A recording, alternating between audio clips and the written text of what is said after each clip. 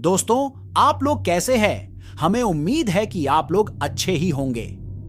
दोस्तों, जो आज की स्टोरी है वह एक सच्ची घटना है, तो शुरू करते हैं। आधुनिक समय में भूत प्रेत अंधविश्वास के प्रतीक के रूप में देखे जाते हैं, पर कुछ लोग ऐसे भी हैं जो भूत प्रेतों के अस्तित्व को नकार नहीं सकते। कुछ लोग जिन्हें भूत प्रेत पर पूरा विश्वास होता है, वे भी इन आत्माओं के अस्तित्व को नकार जाते हैं, क्योंकि उनको पता है कि अगर वे किसी से इन बातों का जिक्र किए तो सामने वाला भी, चाहे भले इन बातों को मानता हो, पर वह यही बोलेगा, होने के बाद भी आप ये कैसी बातें कर रहे हैं। और इस प्रश्न का उत्तर देने और लोगों के सामने अपने को गंवारू समझे जाने से बचने के लिए लोग इन बातों का जिक्र करने से बचते हैं। मैं आज यहां दो वृत्तांत का वर्णन करूंगा, जिसको सुनने पढ़ने के बाद आपको क्या लगता है अवश्य बताएं। खैर, मैं भी तो भूत प्रेत को नहीं मानता, पर कभी कभी कुछ ऐसी घटनाएं घट जाती हैं कि भूत प्रेत के अस्तित्व को नकारना बनावटी लगता है। बात कोई 15-16 साल पहले की है। मैं जिस जगह पर काम करता था वहीं पास में एक फ्लैट किराए पर लिया था। इस फ्लैट में मैं अकेले रहता था। हाँ, पर कभी कभी कोई मित्र संबंधी आदि भी आते रहते थे। इस फ्लैट में एक बड़ा सा हॉल था और इसी हॉल से संबंध एक बाथरूम और रसोई घर। एक छोटे से परिवार के लिए यह फ्लैट बहुत ही अच्छा था, और सबसे खास बात इस फ्लैट की यह थी कि यह पूरी तरह से खुला खुला था। मैं आपको बता दूं कि इस फ्लैट का हॉल बहुत बड़ा था और इसके पिछले छोर पर शीशे जड़ित दरवाजे लगे थे, जिसे आप आसानी से खोल सकते थे। पर मैं इस हॉल के पिछले भाग को बहुत कम ही खोलता था, क्योंकि कभी कभी भूल बस अगर यह खुला रह गया तो बंदर आदि आसानी से घर में आ जाते थे और बहुत सारा सामान इधर उधर कर देते हैं। आप सोच रहे होंगे कि बंदर आदि कहां से आते होंगे, तो मैं आप लोगों को बताना भूल गया कि यह हमारी बिल्डिंग एकदम से एक सुनसान किनारे पर थी और इसके अगल बगल में बहुत सारे पेड़ पौधे, जंगली झाड़ियां आदि थीं। अपने फ्लैट में से नीचे झांकने पर सांप आदि जानवरों के दर्शन आम बात थी। एक दिन शाम के समय मेरे गांव का ही एक लड़का, जो उसी शहर में किसी दूसरी कंपनी में काम करता था, मुझसे मिलने आया। मैंने उससे कहा कि आज तुम यहीं रुक जाओ और सुबह यहीं से ड्यूटी चले जाना। पर वह बोला कि मेरी ड्यूटी सुबह 7 बजे से होती है, इसलिए मुझे 5 बजे जगना पड़ेगा, और आप तो 7-8 बजे तक सोए रहते हैं, तो कहीं मैं भी सोया रह गया तो मेरी ड्यूटी नहीं हो पाएगी।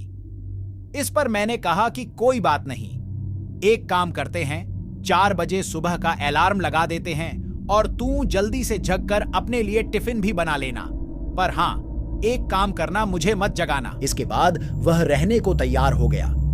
रात को खा पीकर लगभग 11 तक हम लोग सो गए। हम दोनों हाल में ही सोए थे। मैं खाट पर सोया था और वह लड़का लगभग मेरे से 2 मीटर की दूरी पर चटाई बिछाकर नीचे ही सोया था। एक बात और, रात को सोते समय भी मैं हाल में 0 वॉट का बल्ब जलाकर रखता था। अचानक लगभग रात के 2 बजे मेरी नींद खुली। यहां मैं आप लोगों को बता दूं कि वास्तव में मेरी नींद खुल गई थी, पर मैं लेटे लेटे ही मेरी नजर किचन के दरवाजे की ओर चली गई। मैं क्या देखता हूं कि एक व्यक्ति किचन का दरवाजा खोलकर अंदर गया, और मैं कुछ बोलूं उससे पहले ही फिर से किचन का दरवाजा धीरे धीरे बंद हो गया। मुझे इसमें कोई हैरानी नहीं हुई, क्योंकि मुझे पता था कि गांव वाला लड़का ड्यूटी के लिए लेट न हो, इस चक्कर में जल्दी जग गया होगा। बिना गांव वाले बच्चे की ओर देखे ही ये सब बातें मेरे दिमाग में उठ रही थीं। पर अरे यह क्या, फिर से अचानक किचन का दरवाजा खुला और उसमें से एक आदमी निकलकर बाथरूम में घुसा और फिर से बाथरूम का दरवाजा बंद हो गया। अब तो मुझे थोड़ा गुस्सा भी आया, और चूंकि वह गांव का लड़का रिश्ते में मेरा लड़का लगता है, इसलिए मैंने घड़ी देखी और उसके बिस्तर की ओर देखकर गाली देते हुए बोला कि बेटे, अभी तो 3 भी नहीं बजा है और तू जग कर खटर पटर शुरू कर दिया। अरे यह क्या, इतना कहते ही अचानक मेरे दिमाग में ये बात आई कि मैं इसे क्यों बोल रहा हूँ, ये तो सोया है। अब तो मैं फटाक से खाट से उठा और दौड़कर उस बच्चे को जगाया।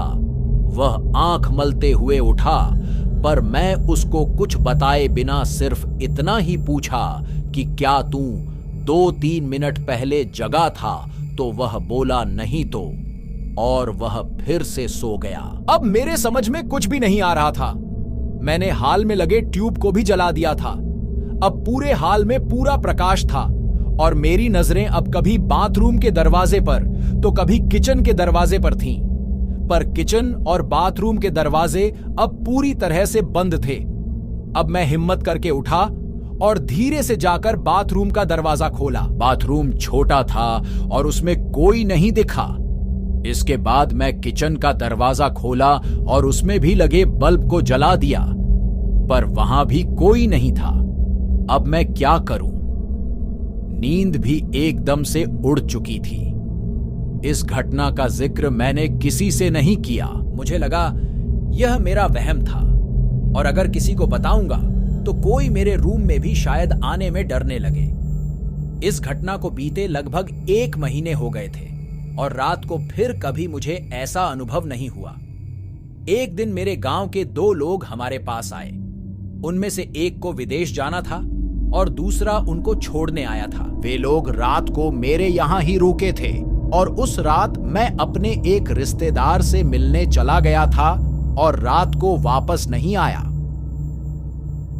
सुबह सुबह जब मैं अपने रूम पर पहुंचा तो वे दोनों लोग तैयार होकर बैठे थे और मेरा ही इंतजार कर रहे थे। ऐसा लग रहा था कि वे बहुत ही डरे हुए और उदास हों।